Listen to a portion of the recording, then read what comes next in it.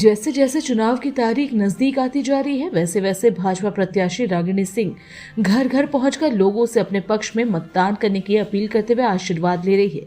वहीं भाजपा प्रत्याशी रागिनी सिंह के पक्ष में उनकी बड़ी बेटी सताशी सिंह उर्फ साक्षी सिंह भी झरिया विधानसभा क्षेत्र के विभिन्न क्षेत्रों में डोर टू डोर जाकर बुजुर्गों का पैर छूकर उनसे आशीर्वाद ले रही है और अपनी मां भाजपा प्रत्याशी रागिनी सिंह के पक्ष में मतदान करने की अपील कर रही है।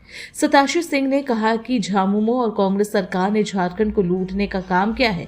हेमंत सोरेन की सरकार ने जो चुनाव के दौरान वादा किया था उसे नहीं निभाया। 5 लाख नौजवानों को नौकरी और भत्ता देने, स्थानीय नीति बनाने सहित एक भी वादा को पूरा नहीं किया गया। वर्तमान सरकार से लोग काफी नाराज है। कांग्रेस के विधायक से भी लोग नाराज दिख रहे हैं। 5 साल में जनता के बीच वो नजर नहीं आई। पिछले चुनाव में जो भी वादा जनता के बीच किया गया पूरा नहीं होने से लोगों में आक्रोश है। जनता भी बदलाव के मूड में दिख रही है। भाजपा प्रत्याशी रागिनी सिंह हमेशा जनता के बीच में रही है, निस्वार्थ भाव से लोगों की सेवा कर रही है। सताशी सिंह ने मतदाताओं को समझाते हुए कहा कि कांग्रेस और झामुमो की सरकार में किसी का भला नहीं हो सकता है। निवर्तमान विधायक ने अपने 5 साल के कार्यकाल में कभी जनता की सुध नहीं ली और न झरिया के विकास के लिए उन्होंने कोई गंभीर प्रयास किए। आज जनता द्वारा जवाब मांगे जाने पर वो जनता को बरगलाने की कोशिश कर रहे हैं, लेकिन झरिया की जनता समझदार है, उन्हें अपने पराये की पहचान है। भाजपा की डबल इंजन की सरकार के माध्यम से शहर का चहुमुखी विकास होगा और महिलाओं को सम्मान मिलेगा। झारखंड में भाजपा की सरकार शपथ लेते ही सबसे पहला काम दीदियों को 2100 रुपए प्रति माह देने का शुरू किया जाएगा।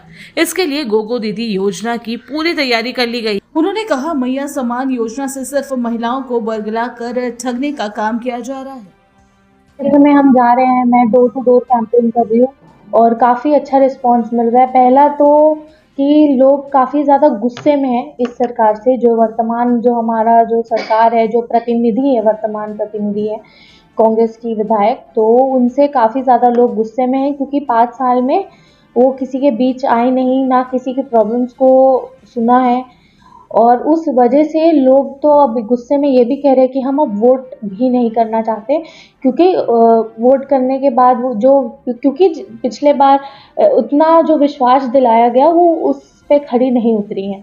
तो इस बार उस वजह से तो काफ़ी मैं संयम से उन्हें समझा रही हूँ कि देखिए हम उस सरकार से नहीं है, भाजपा सरकार अलग है, मोदी जी की सरकार अलग है और ये चीज़ लोगों ने खैर देखा भी है। जो मोदी जी बोलते हैं वो करके भी दिखाते हैं, तो इस वजह से उन लोगों को काफ़ी ज़्यादा भरोसा है और मैंने भरोसा जताया भी है और उन लोगों ने भी इस बार विश्वास जताया कि कंपैरेटिवली, क्योंकि जो कैंडिडेट हारा, रागिनी जी हारी थी, हारने के बाद भी जिस तरीके से लोगों के बीच में बनी रही है, जैसे कोरोना का समय हुआ, पूरे देश में हर शहर में ऑक्सीजन की भी कमी थी, ऑक्सीजन सिलेंडर्स की, उन्होंने वो भी करवाया, राशन घर घर में खुद ही पहुंचाया है, एम्बुलेंस दिए हैं और ऐसे कई भी चीज़ें हैं जो इन 5 सालों में जो एक प्रतिनिधि की जिम्मेदारी थी वो बखूबी मेरी माँ ने, रागिनी जी ने झरिया को दिया है।